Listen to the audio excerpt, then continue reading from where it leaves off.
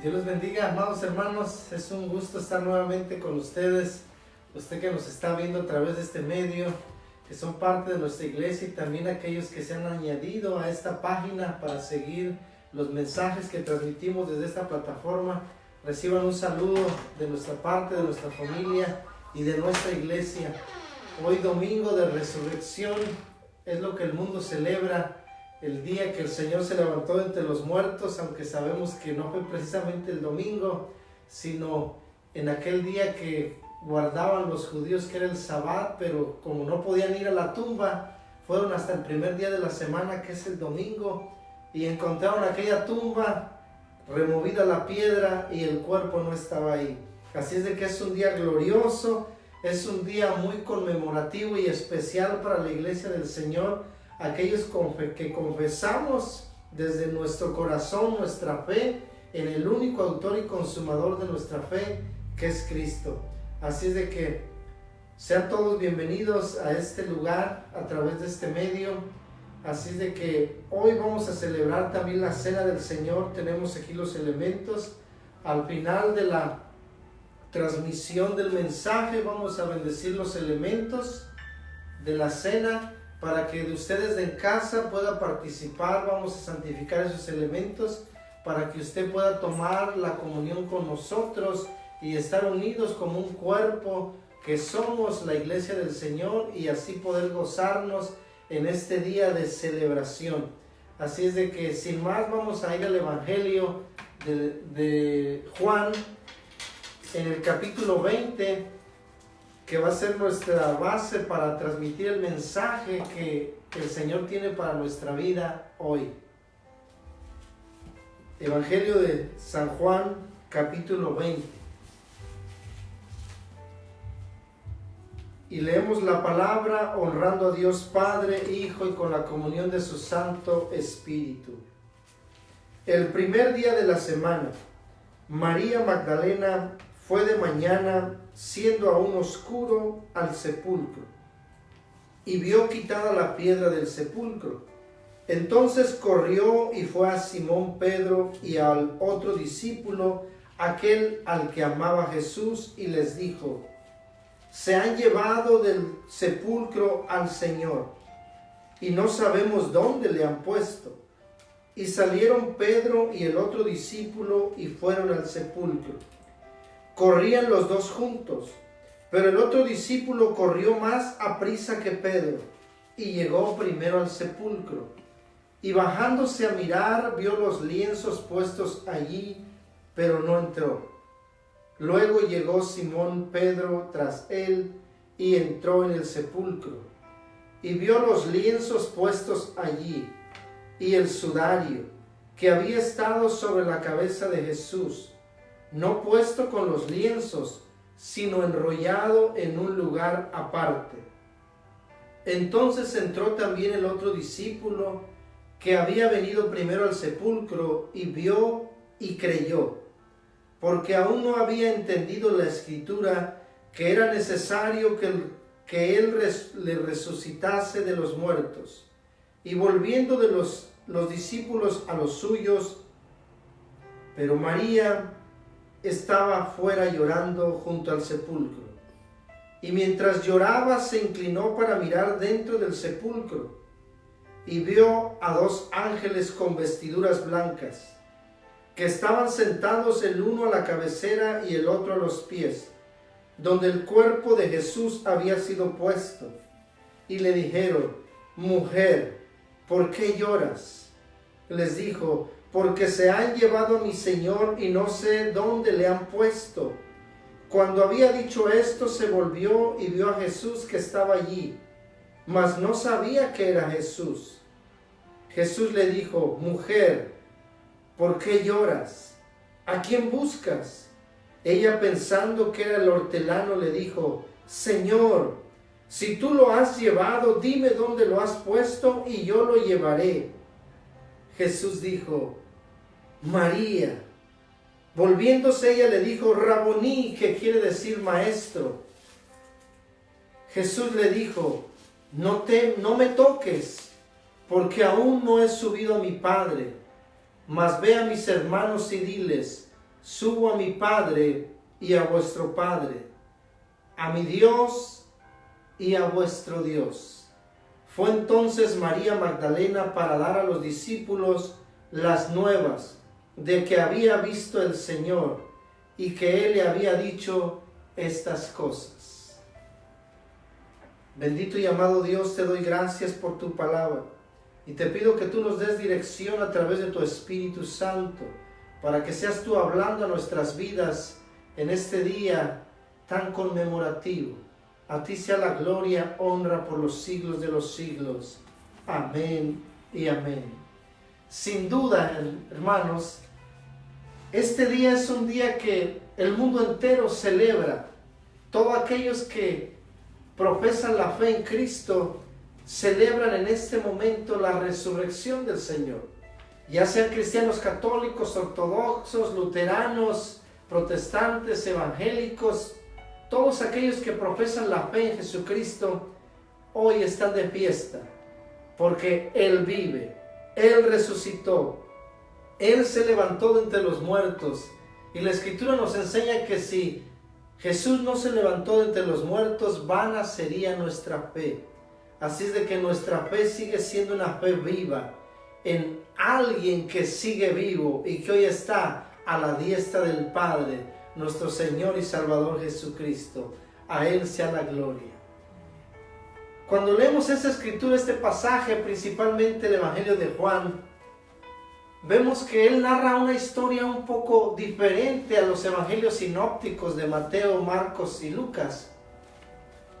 Sin duda narra más específicamente la historia de una mujer que va a buscar a su maestro.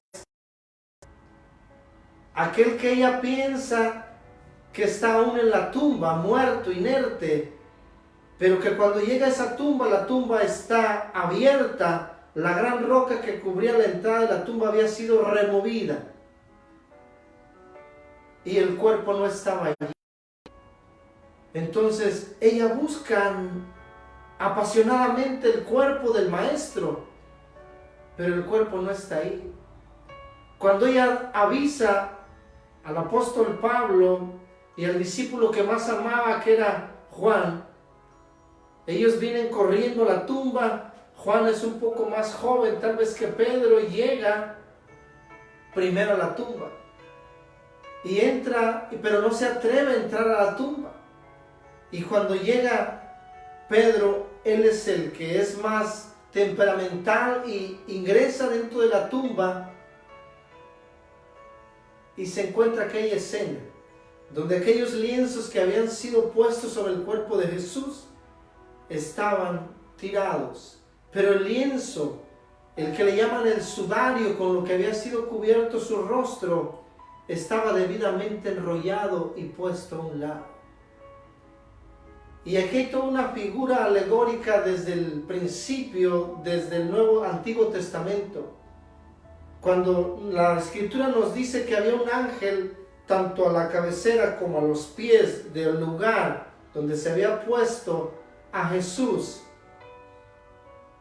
simboliza el propiciatorio del arca del pacto.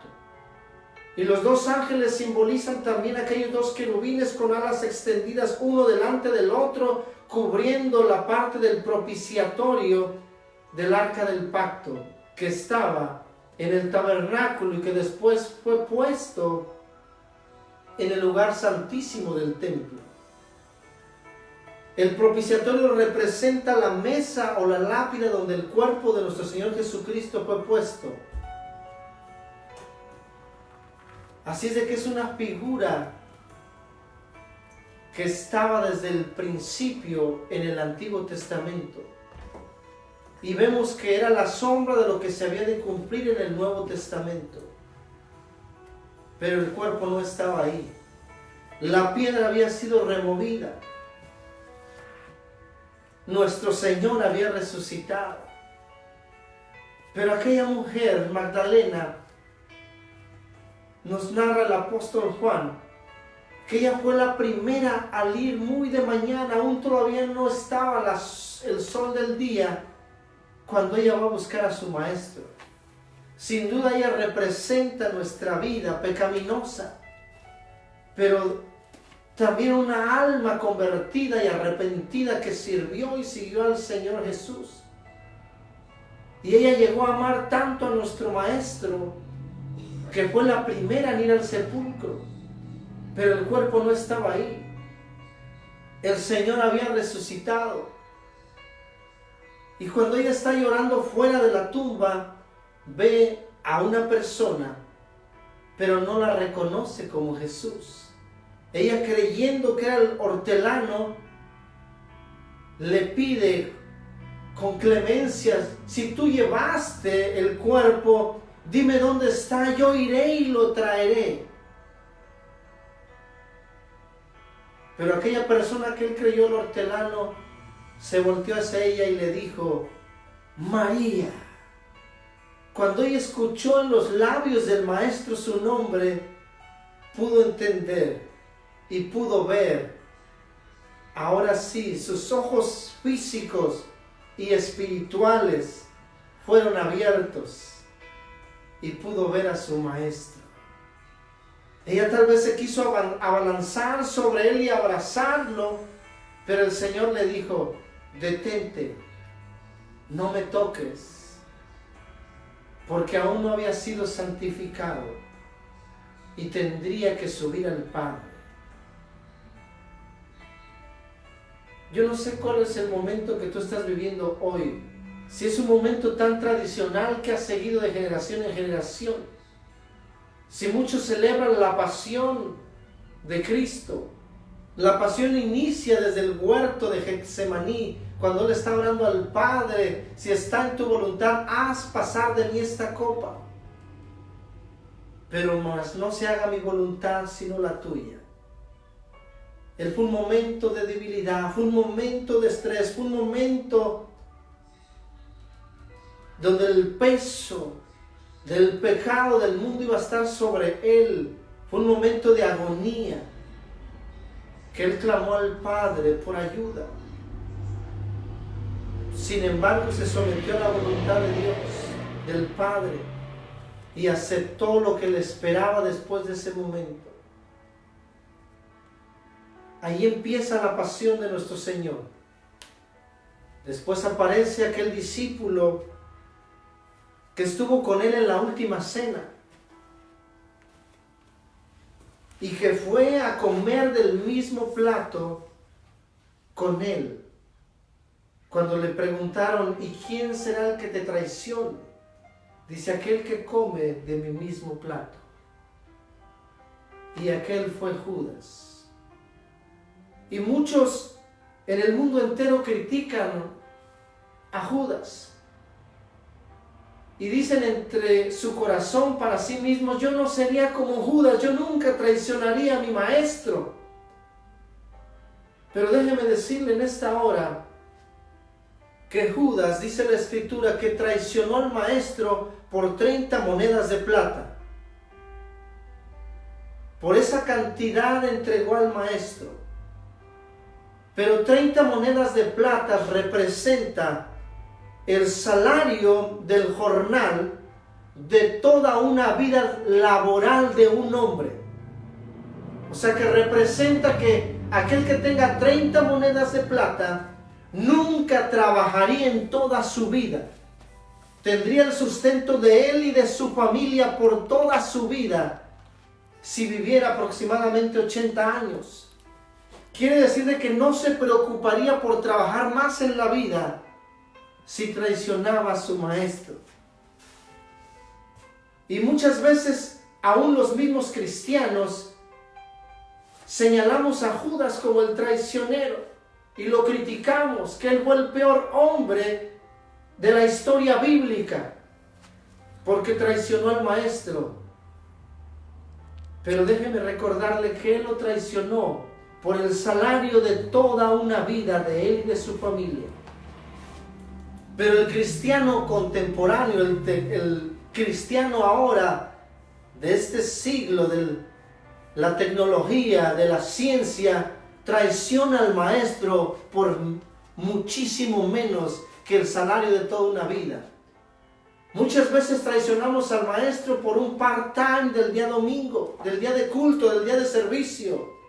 Otros lo hacen por todo el día de trabajo, otros por un part-time, otro por 2 horas. Por $100 traicionan al maestro y criticamos a Judas por 30 monedas de plata, que era el salario de toda una vida. Pero hoy el cristiano de hoy traiciona al maestro por nada. Por nada. Y tal vez usted que me está escuchando lo ha hecho.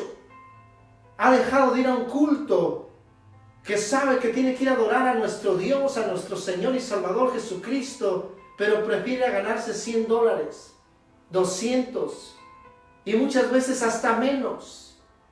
Entonces, ¿quién es el traidor? Judas llega a la escena del monte Getsemaní y él ya había pactado que para que reconocieran quién era el maestro tenía que llegar y darle un beso en la mejilla. Esa era la señal de la traición. Muchas veces nosotros decimos que amamos a Dios con todo nuestro corazón, alma, espíritu, cuerpo. Pero la verdad es que somos más traicioneros que Judas. Lo traicionamos por mucho menos y ni siquiera le damos el beso en la mejilla. Yo no sé si tú has traicionado a tu maestro de muchas maneras. Pero es tiempo de volvernos a Él. Es tiempo de pedirle perdón. Señor, te he traicionado por nada. Si hemos juzgado tantas veces a Judas, el Espíritu Santo nos tiene que redarguir en esta hora, porque muchas veces lo hemos traicionado por algo tan insignificante. Algo que es nada comparado a 30 monedas de plata. Porque hoy, el cristiano de hoy, traiciona al maestro por nada. Jesús es apresado. Sabemos que el Sanedrín, los sacerdotes principales de aquel tiempo, buscaron falsos testigos para acusarle. Aún el mismo gobernador del Imperio Romano no tenía una base para acusarlo y termina entregándoselo al pueblo diciendo que ellos eligieran, porque en ese tiempo de la fiesta de la Pascua judía sabemos que él tenía una tradición para congraciarse con el pueblo, liberar a un reo, a un convicto. Y él le dijo al pueblo: ¿a quién quieren? ¿A Jesús o a Barrabás? Y aquellos que vitoreaban la entrada triunfal de Jesús, nuestro Mesías, nuestro Maestro, en aquel burrito entrando triunfal a Jerusalén, aquellos que con palmas levantaban sus voces al cielo diciendo: Hosana, Hosana, al Dios en las alturas. Esa misma gente ahora estaba gritando cuando les dijeron si preferían a Jesús o Barrabás. Ellos empezaron a gritar: ¡Barrabás! ¡A Barrabás! Barrabás representa también el mundo, lo pecaminoso del ser humano, del hombre, porque Barrabás era un hombre corrupto, pecaminoso, y él tenía que morir en la cruz. Pero muchas veces nuestra vida cotidiana, nuestros pecados nos hacen perder la visibilidad espiritual y preferimos abrazar a Barrabás y darle la espalda a Jesús. Muchas veces cuando no te congregas, le estás dando la espalda a Jesús y abrazando a Barrabás. Cuando no estás haciendo la voluntad de nuestro Padre, siguiendo su palabra, sus mandamientos, le estás dando la espalda a nuestro Maestro y salvando a Barrabás. Pero hoy somos los cristianos del siglo XXI que condenamos a tantos hombres, a tantas mujeres, porque vemos que cometen pecados, juzgamos el mundo. Pero un día vamos a ser juzgados. Un día vamos a ser puestos delante de la presencia de Dios y vamos a ser juzgados por nuestras obras. La pregunta para nosotros sería, ¿has traicionado a tu maestro? María era una mujer pecaminosa que se encontró en pleno acto de adulterio. La arrojaron a los pies del maestro para que él la juzgara según la ley de Moisés. Y los hombres le dijeron, según la ley de Moisés dice que tales mujeres deben de morir. Pero la ley no dice eso. La ley dice, a tales, al hombre y la mujer tienen que morir en las afueras del pueblo a pedradas para sacar el anatema del pueblo. Pero los hombres siempre, cuando hay una mentalidad o un corazón pecaminoso, cambian la palabra, cambian la ley, porque le dijeron, la ley dice que a tales mujeres hay que apedrearlas, tienen que morir. La ley decía, tiene que morir el hombre y la mujer. Muchas veces nos volvemos religiosos, juzgamos por religiosidad, por apariencia, y no estamos juzgando conforme a la palabra. No estamos conociendo la palabra porque muchas veces la dejamos de leer. Hoy el mundo vuelve su mirada a la cruz porque es un día que mundialmente es conocido, históricamente, tal vez como tradición para muchos, pero para nosotros es un momento y un día especial, porque no festejamos simplemente la pasión de Cristo, su muerte, sino resaltamos que Él resucitó, que Él se levantó de entre los muertos, porque Él vive. Pero hay mucha gente, aún en medio de la religión del cristianismo, que siguen viendo a la cruz, pero siguen teniendo a Cristo crucificado. Pero Cristo no está en la cruz. Él se levantó de entre la muerte, porque Él triunfó en la cruz. Para nosotros fue la victoria de nuestra redención. Porque recordamos que el Antiguo Testamento especificaba desde el libro de Levítico los sacrificios por expiación del pecado. Que una vez al año el sacerdote, el sumo sacerdote, tenía que presentar el sacrificio por el pecado del pueblo. Y cuando levantaban el tabernáculo, tenían que hacer el sacrificio en el lugar del altar, en el atrio, y después llevar con aquellas hierbas, tomar de la sangre del sacrificio. Otro sacerdote tendría que entrar al lugar santo a presentar las ofrendas de oración y físicas, que era al quemar el incienso en la mesa del incensario y la mesa de los panes.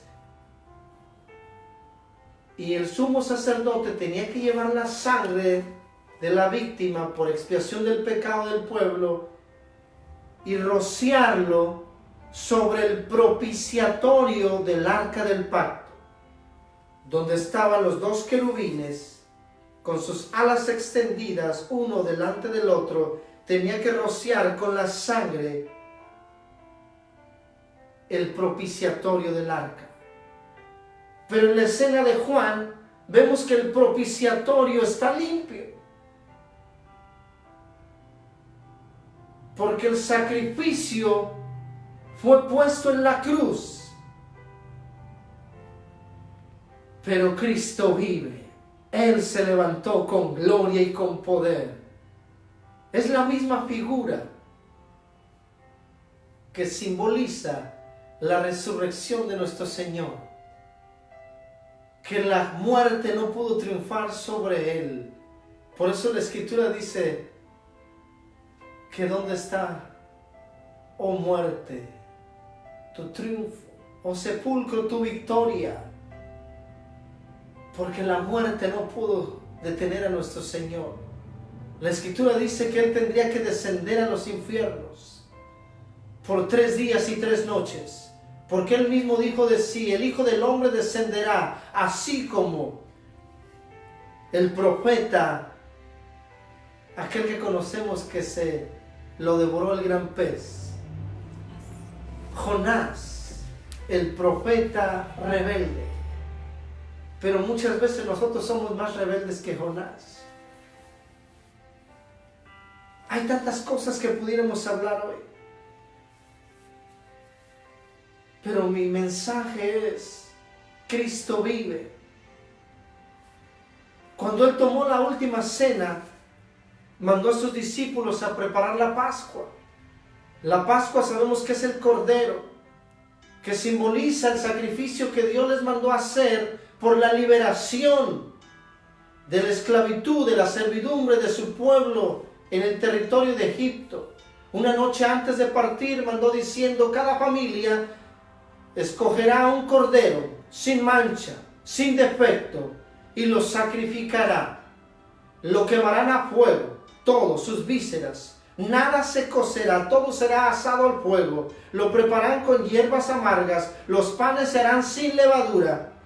Y si tu número de miembros de familia no es suficiente para devorar el cordero pascual, irás con tu vecino, se juntarán 2, 3 familias, de acuerdo al número, para consumir y terminar el cordero. Mucha gente piensa que la Pascua es una celebración muy diferente a lo que la Biblia nos narra. La Pascua es un cordero que se sacrificó por emblema de la liberación y salvación del pueblo de Israel. Y Jesús tipifica ese cordero. Ese cordero que fue inmolado en la cruz como sacrificio. Así como llevaban la sangre al propiciatorio del arca del pacto, también Cristo fue puesto en el propiciatorio de una tumba. El libro de Hebreos nos dice que ese cordero simboliza el sacrificio perpetuo. De manera que ya no se inmolará más un cordero por sacrificio por el perdón del pecado. Porque Él murió una sola vez y para siempre. Ese fue nuestro Cristo. Él murió una sola vez y para siempre, para el perdón de nuestros pecados. Por eso Él, una noche antes de ser entregado, participó de la cena. Y el pueblo de Israel conocía muy bien la tradición de la cena, porque fue una celebración que Dios les impuso a ellos por perpetuidad. Dice: la celebrarás cada año todos los días de tu vida, para que cuando vuestros hijos os pregunten qué ritual es este, ustedes les dirán y les narrarán la historia de la Pascua. Nosotros llevamos a través de nuestra página la historia de la Pascua con un devocional diario. Tú puedes verla ahí. Diarios publicamos un devocional para ti y para tu familia. Puedes seguirlo. Lo empezamos a transmitir todos los días para que tú puedas leerlo. Cuando Él participa en la última cena con sus discípulos, entran los símbolos de los cuales vamos a participar hoy: el pan y el vino. Los judíos conocían muy bien estos símbolos del ritual de la Pascua. Había diferentes panes que se servían en la cena pascual. Pero no vamos a hablar tanto de todos los panes, porque me llevaría a una predicación para hablar solo de los panes. Pero ellos como cultura tenían una tradición que todo el mundo conocía. Aquí tenemos una copa.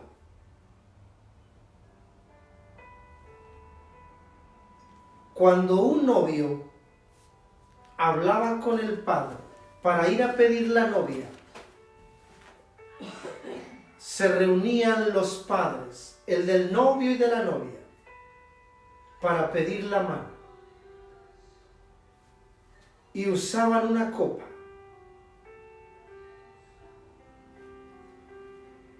Iban a la casa de la novia. El padre le daba la copa al hijo. El hijo la recibía en sus manos. El padre llenaba esa copa con vino. Y después el novio se presentaba delante de la novia. No había mujeres en esa reunión, solo los padres y el novio y la novia. El hijo tomaba la copa en sus manos y se ponía delante de la novia y le hacía el ofrecimiento. Con esta copa yo te entrego mi amor y me comprometo a cuidar de ti todos los días de mi vida. Y ahí le profesaba su amor y su dedicación a la novia. Y después, acto seguido, después del compromiso que él hacía a la novia, él bebía de la copa y le entregaba la copa a la novia. La novia la tomaba en sus manos. Y si ella aceptaba el amor del novio, el compromiso que él estaba declarando, ella tomaba la copa y decía: yo acepto tu amor, yo acepto el compromiso, y yo también me guardaré para ti. Yo te prometo mi amor, estaré contigo todos los días de mi vida, te serviré, te seré fiel. Y hacían el compromiso mutuamente, y acto seguido bebía de la copa.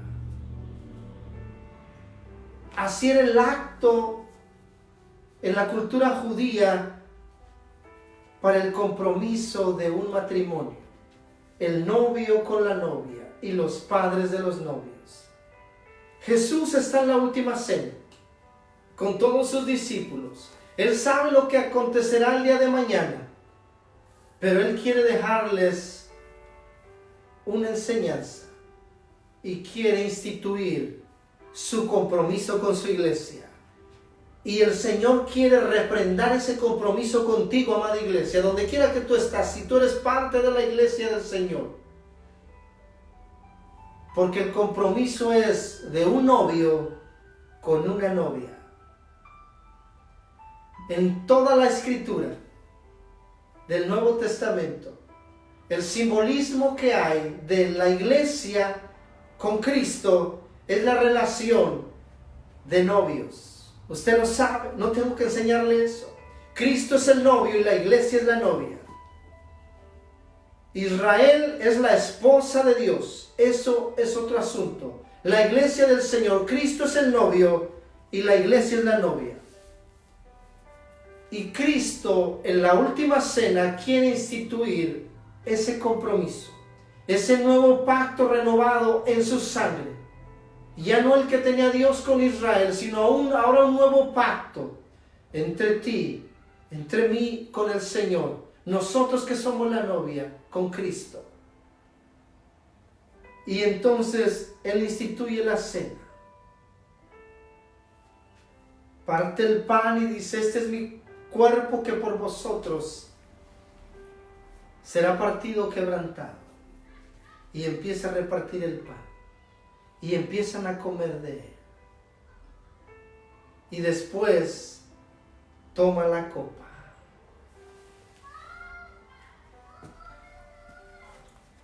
Y les hace ver el compromiso que ahora en adelante ellos tendrán. Hoy participaremos de esta celebración. El Señor quiere refrendar el compromiso contigo, amada iglesia.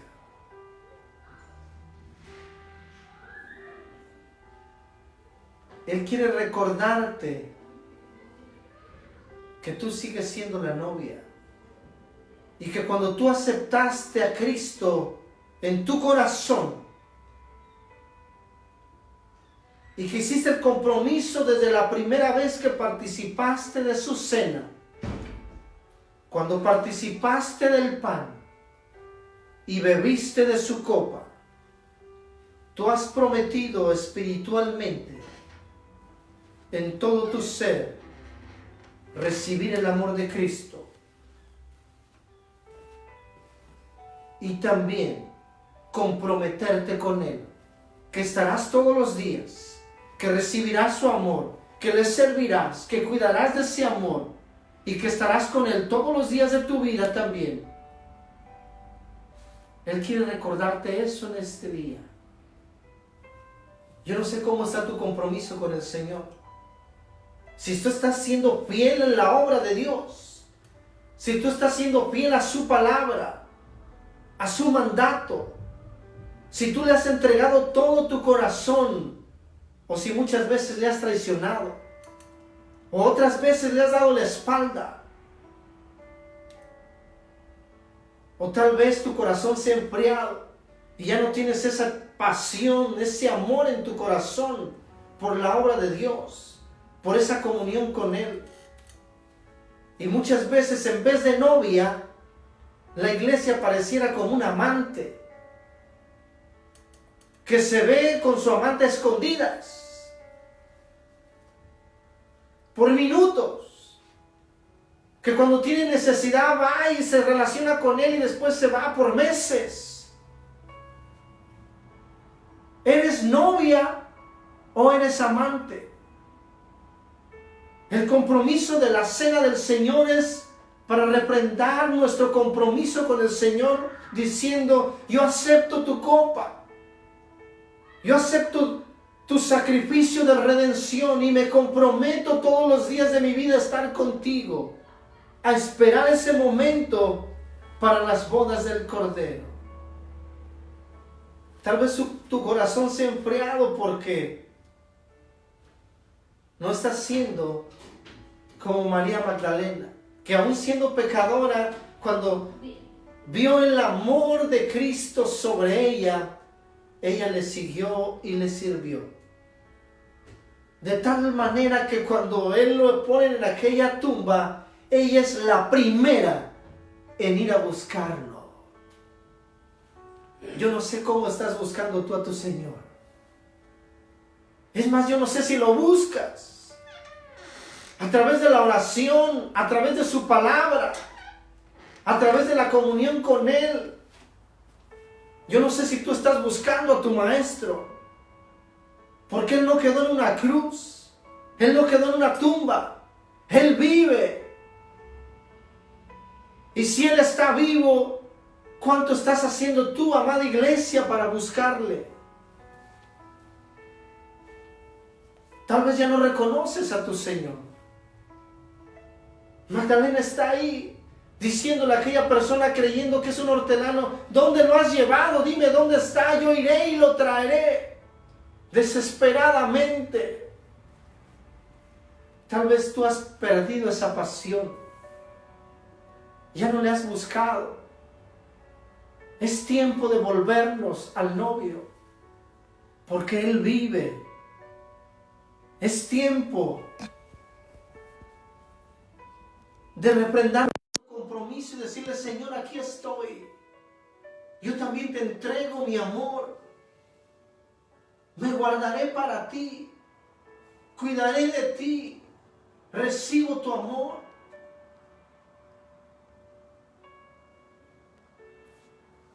Y así podrás oír tu nombre en los labios de tu Maestro. María, María.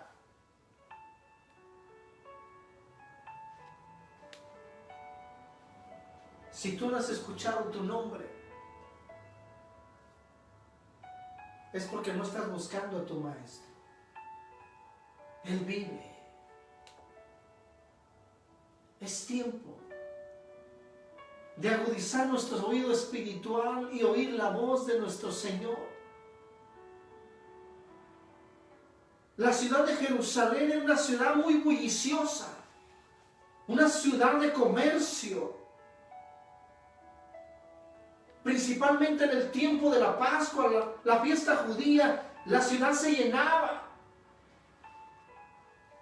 Mucha gente venía a vender productos, a comprar, a celebrar la fiesta. La ciudad estaba repleta. Tal vez hay mucho bullicio en tu vida. Hay mucho ruido a tu alrededor. Y no escuchas la voz de tu maestro. La Escritura dice que cuando Jesús fue puesto en la cruz y hubo grandes acontecimientos, el cielo se oscureció, hubo un gran terremoto, la tierra se sucumbió, tumbas se abrieron, y cuando Él expiró su último aliento, era la hora novena, y al mismo tiempo, amor, en el templo, el sacrificio estaba siendo expuesto. Y a la hora novena dice la palabra que el templo, el velo se rasgó en dos. Cuando es presentado el sacrificio por el pecado del pueblo y es muerto el holocausto, hay un hombre en el templo que hace sonar la bocina. Y escuche el ruido con atención de la bocina. A la hora novena, cuando Jesús expira, se escucha la bocina en el templo.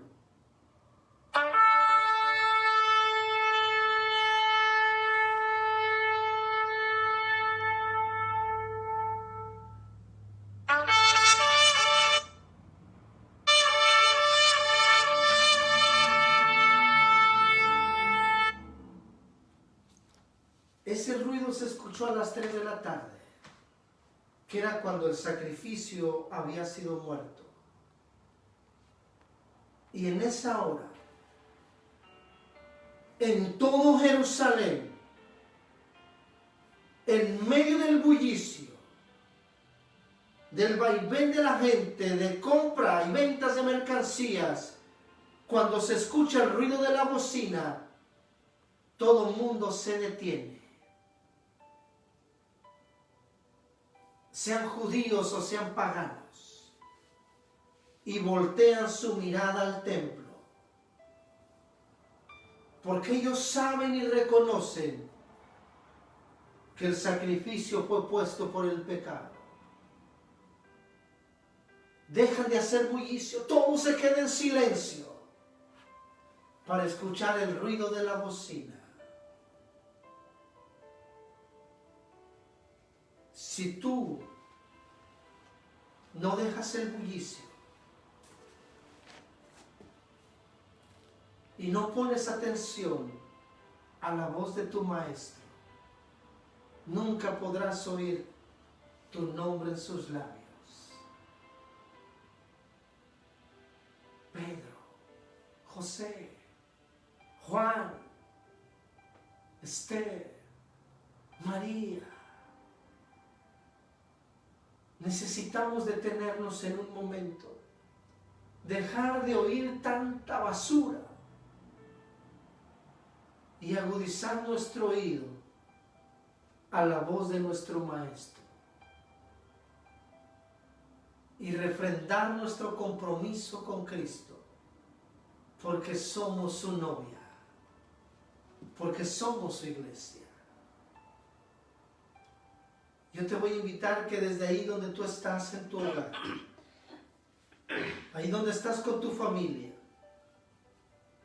si tú tienes preparado tu pan, si tú tienes preparado tu jugo de uva, yo quiero bendecir esos elementos para que participemos todos juntos de la cena del Señor, que no es más que un compromiso renovado en un pacto de su sangre. Ya no más como un ritual tradicional que hacían los judíos en la Pascua. Para nosotros como iglesia, es un sacramento ahora. Es un compromiso de nosotros con Cristo. Que así como el novio le presentaba su compromiso en una copa con vino a la novia, así también hoy renovamos nuestro compromiso con el Señor. Así es de que si tú estás listo, posiciónate ahí donde está tu pan, ahí donde está tu jugo, y déjame bendecir los elementos. Y ora conmigo. Señor, yo te doy gracias, Padre, por estos elementos, por este pan que simboliza tu cuerpo que fue quebrantado, molido, azotado por cada uno de nuestros pecados. Yo bendigo este pan, bendigo estas uvas, este jugo de uva que representa tu sangre, que fue vertida en la cruz por expiación de nuestros pecados, porque tú eres el Cordero de Dios que quita el pecado del mundo. Eres el Cordero inmolado en la cruz, que murió por todos nosotros, para darnos de tu salvación. Yo bendigo, Padre, cada elemento que está en cada hogar, en cada familia, en cada casa. Santifícalos, Padre, para hacer este compromiso contigo, aceptando tu amor, aceptando tu señorío sobre nuestras vidas y comprometiendo nuestras vidas contigo por la eternidad. En el nombre de Jesús, yo bendigo estos elementos. Amén y amén. Cristo vive. Cuando celebramos la cena, su muerte anunciamos y esperamos su promesa de su venida. Así es de que, amada iglesia, es tiempo de renovar nuestro compromiso con el Señor. Y qué mejor manera celebrando su resurrección, porque Él vive. La piedra fue removida no para que Él resucitara, sino para que pudieran ver que Él había resucitado, que Él ya no estaba ahí, que la tumba estaba vacía. Hoy mucha gente piensa aún que Cristo está en la muerte. Tú, amada iglesia, necesitas remover la piedra, que el mundo pueda ver que Cristo vive. Hay muchos que se les han vedado sus ojos. Necesitas remover la piedra. Necesitas ver que tu familia mire que la tumba está vacía, que Cristo vive. Necesitamos hacer que el mundo vea que esa tumba está vacía, porque Cristo vive. Remueve la piedra. Hay mucha gente que aún no ha entendido que Cristo vive y que pronto vendrá por su novia. Y la novia necesita estar preparada con su vestido blanco de lino fino resplandeciente. Y para que eso suceda, tenemos que prepararnos, iglesia. Porque aparte de ser un sacramento, un acto de recordatorio de la muerte, de sacrificio de Cristo, también es un acto de santificación. ¿Por qué? Porque recordamos nuestros pecados y nos ponemos a cuentas con el Señor. Así es que yo te invito, de ahí donde tú estás, que tomes una porción de tu pan, porque vamos a participar de su cena. Así es de que yo te invito, que ahí tú puesto de pie, repartas el pan a tu familia, pero lo vamos a comer todos juntos. Porque yo recibí del Señor lo que también os he enseñado, que el Señor Jesús, la noche que fue entregado, tomó pan, y habiendo dado gracias, lo partió y dijo: tomad, comed, esto es mi cuerpo que por vosotros es partido. Haced esto en memoria de mí. En memoria del Señor, comamos el pan.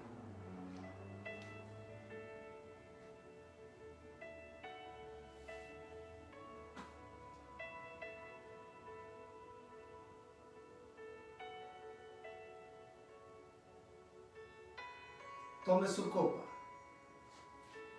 Asimismo, tomó también la copa, después de haber cenado, diciendo: esta copa es el nuevo pacto en mi sangre.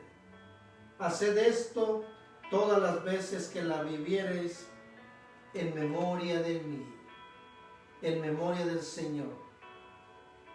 Bebamos la copa.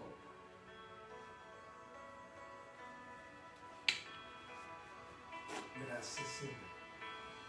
Ahí donde usted está, eleve una oración de agradecimiento al Señor, porque hoy hemos refrendado nuestro compromiso, recordando que Él murió por nuestra salvación, que su sangre fue vertida por expiación de nuestros pecados, pero que la muerte no le pudo retener. El sepulcro está vacío y hoy nosotros hemos recibido el compromiso, como su novia, de guardarnos para Él hasta el día de su venida, porque con este acto recordamos que Él viene pronto. Así de que, amada iglesia, recuerda que Cristo vive y que Él viene pronto por nosotros, y remueve la piedra para que los que están alrededor tuyo puedan ver que Él no está muerto, que Él vive por la eternidad. Ahí donde tú estás, levanta tu mano al cielo. Déjame bendecirte para despedirnos de esta transmisión. Que Jehová te bendiga y te guarde, amada iglesia. Que Jehová alce sobre ti su rostro, tenga de ti misericordia y ponga en ti su paz. Que el Dios Todopoderoso esté sobre tu vida, sobre tu casa, sobre tu familia, sobre tu ministerio. Que todo lo que emprendas y hagas en esta semana, el Señor lo bendiga y lo prospere en tus manos. Que Dios te bendiga en el nombre de Jesús. Amén.